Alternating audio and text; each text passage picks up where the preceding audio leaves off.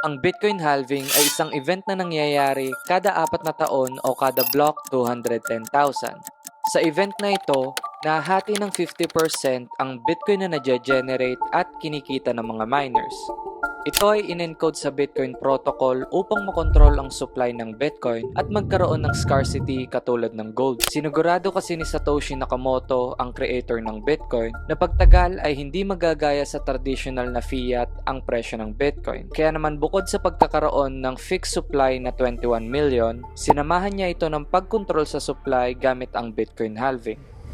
Sa unang mga taon ni Bitcoin, ang block rewards ay nasa 50 Bitcoins per block. Hanggang November 28, 2012, ang unang halving, mula 50 Bitcoins ay nahati ito sa 25 Bitcoins.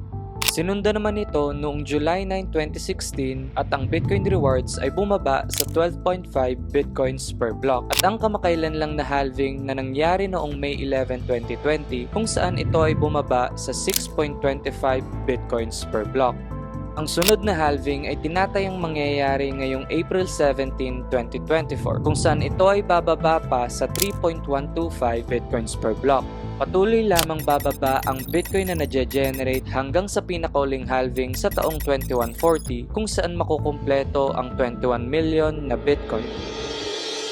Ang pagiging scarce ng Bitcoin ay tinitingnan bilang isa sa mga rason kung bakit maayos na store of value ang Bitcoin kumpara sa ibang traditional na asset. Malaking rason din ito na nakakaapekto sa psychology ng mga investors dahil ang mga asset na scarce ay may mas mataas na probabilidad na magbigay ng malaking return of investment.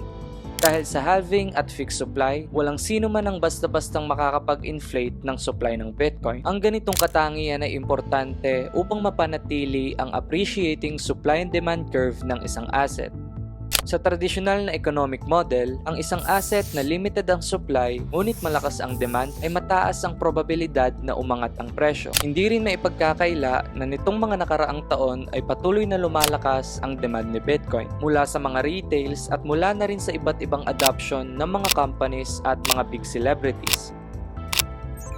Lalong-lalo na ngayong naaprubahan ng mga Bitcoin Exchange Trading Funds o ETFs ng mga big institutions. Ang pagpasok ng Wall Street ay tinitingnan bilang isa sa mga malaking catalyst ng panibagong bullrun. Kaya naman talagang inaabangan din ang paparating na Bitcoin halving dahil traditionally, ito ang tinitingnang simula ng panibagong Bitcoin bull market. Again for several months and just hit record highs in 60% of US Ang markets. paparating na halving ay ang pinaka-inaabangan kumpara sa tatlong naunang halving. Kasama ang ETF approval, inaasahan na malaki ang epekto ng fourth halving sa magiging presyo ni Bitcoin.